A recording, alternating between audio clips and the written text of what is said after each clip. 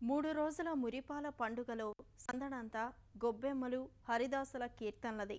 సంక్రాంతి అంటే కోడిపుంజుల పౌరుషాలు, పందెపు ఎడ్ల బల ప్రదర్శనలు కూడా. అసలైన పండగ జోరు, హుషారు వాటిదే. సంక్రాంతి మొదలవుతుందంటేనే పోట్ల గిత్తలు ప్రదర్శనకు సిద్ధమవుతాయి.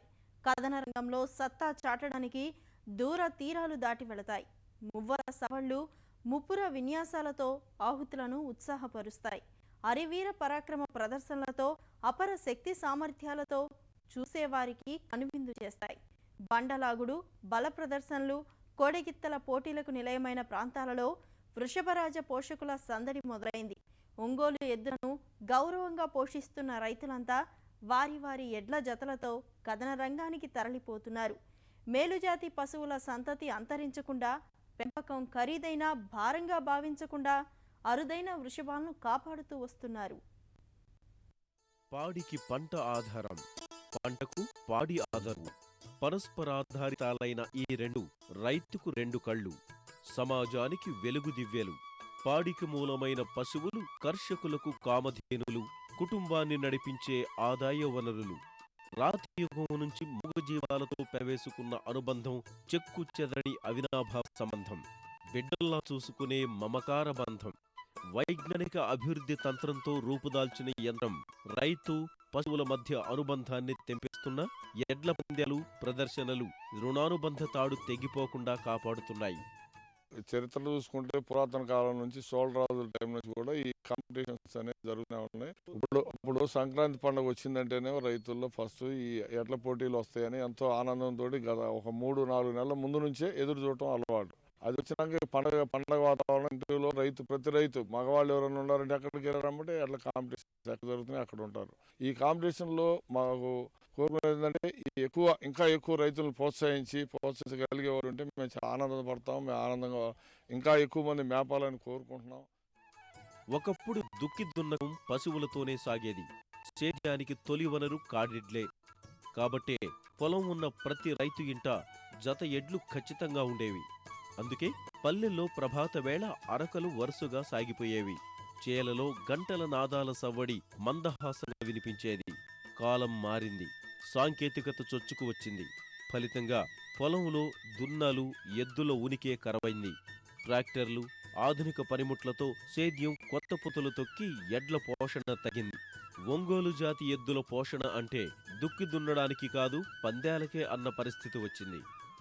ప్రతి రైతు వీటిని పోషించాలంటే చాలా కష్టపడుతున్నారు. అటువంటిది ఇది అంతరించిపోకుండా ఉండాలనే ఉద్దేశంతో ఈ పోటీలు నిర్వహించటము, పందాలు. ప్రతి రైతు పల్లెటూరులో ఉన్నప్పుడు మా తాతల కాలం నాటి నుంచి కూడా మా ఫాదర్ కూడా అదే దాంట్లో వృత్తిలో ఉన్నాడు. ఈ రోజు నేను కూడా ఆ వృత్తిని వదిలిపెట్టలేక వాటి మీద ఉన్నటువంటి ఇంట్రెస్ట్ తోటి 2-3 ఆవులు మీద పెంచుకుంటూ వాటిని పోషించుకుంటూ ఈ పందాల్లో పాల్గొని రథసారథిగా సారథ్యం చేస్తూ వాటిని పోషించేటువంటి రైతులకి ప్రోత్సహిస్తూ తోలుతూ ఉన్నానండి. మా ఊళ్ళో ఎదువరికి 30-40 జతలు ఉండేయండి. ప్రాంతం 4 జతల్లోకి వచ్చినాయి. ఎద్దులకి మనుషులుగా అనుబంధంగానే ఉండేవాళ్ళు, బాగా మేపేవాళ్ళు. ఇప్పుడు అంతా రైతులు తగ్గిపోయారు. పందాలు ఉంటేనే ఎద్దులు, పందాలు లేకపోతే పెద్ద ఇదిగా ఓళ్ళ పెద్దగా లేవు ఎద్దులు. పొలం దున్నడంలో పశువుల అవసరం నేడు లేకుండా పోయింది. గ్రాసం కొరత, దాణా ధరల మోతతో ఎడ్ల పోషణ భారంగా మారింది. విధిలేని పరిస్థితుల్లో పంట సాగు చేస్తున్న రైతాంగం కాడిని కూడా మోసే శక్తి లేక బిడ్డల్లా పోషించిన గిత్తల్ని అమ్మేస్తున్నారు. ఊరూరా ట్రాక్టర్లు, సీడ్ డ్రిల్ వంటి యంత్రాలు అందుబాటులోకి వచ్చాక తరతరాల వారసత్వం, పేరు ప్రతిష్టల కోసమే ఎద్దుల్ని పెంచుతున్నారు. వాటి పోషణ తలకు మించిన భారమైన ఆసక్తితో పోషిస్తున్నారు. నేను గతంలో 3 సంవత్సరాల నుంచి ఎద్దుల పందాలు చూడటానికి పోయి మామూలుగా తోలటానికి ఇంట్రెస్ట్ వస్తే మా బాబాయ్ ఎద్దులు ఏంటి రారంటే తోలటానికి సైడ్ తోలుతాను. నేను వాటికి మామూలుగా మేత కానీ దానా కానీ ఏదైనా మొత్తం ప్రాక్టీసు వారంలో 2 రోజులు ప్రాక్టీస్ పెడతాం. కంపల్సరీగా వస్తాను. వీటికంటే అన్నీ కొబ్బరి ముద్ద కానీ, నూరుస్తుంది కానీ ఉలలో ఉడకబెట్టి గ్రైండర్కి వేసి తొక్కి పెడతాం. వీటికి కంపల్సరీగా అన్ని పసిపిల్లడిని ఎట్లా చూస్తుంటే అట్లా చూసుకోవాలి. వీటిని మామూలుగా నెలకు వచ్చి దాదాపు 50,000-60,000 పెట్టాలన్న ఒక్క జతకు వచ్చేళ్ళకి. మనకు సంవత్సరానికి వచ్చేళ్ళకి దాదాపు ఆ లెక్కన మనం మేపాలంటే మేపడం కాదు కదన్నా. ఒంగోలు జాతి ఎడ్లు ఇంకా మిగిలి ఉన్నాయంటే అందుకు ఔదార్య హృదయం కలిగిన రైతుల ఆదరణే కారణం. పోటీలలో పాల్గొని తీరాలన్న వారి సంకల్పమే మేలుజాతిని కాపాడుతోంది. దూరాభారం లెక్క చేయకుండా ఏ ప్రాంతానికైనా వెళ్లి పోటీలలో పాల్గొనేలా ప్రేరేపిస్తోంది. ఇక్కడ ఎద్దుల పోటీలు ఉన్నాయంటే చూస్తాను కానీ వచ్చానండి. నేను కృష్ణా జిల్లా నుంచి అక్కడికి వెళ్ళి బళ్ళారిలో స్థిరపడ్డాను. ఇప్పుడు అక్కడి నుంచి మోజు ఉండి ఇక్కడికి ఎద్దులు బల ప్రదర్శనకి ఇక్కడికి ఎద్దులను తోలుకొని వచ్చామండి. వీటిని వదులుకోలేరండి, ఎందుకంటే చిన్నపిల్లోడి కంటే ఎక్కువగా వీటిని చూస్తారు. వీటిని పొద్దున్నే ఉలవలు పొద్దున్నే వాకింగ్ అవి చేయించి కడిగేసి వేడి నీళ్ళతో కడిగి ఉలవలో అవి దానా పెట్టి ఇచ్చేస్తాం. ప్రేమ రావట్లేదంటే అటు ఉన్న మోజు అట్టండిదండి. ఆ జాతి అంతరించకుండా ఉండటానికి ఒంగోలు జాతి అనేది మన తరతరాల నుంచి వస్తుంది. అది అంతరించకుండా ఉండటానికి ఏదో కొంతమంది మాత్రం ఈ పోటీలు అని చెప్పి ఇది చేస్తూ ఉంటే అందువలన ఎద్దులు పెంచుతూ ఉన్నారు.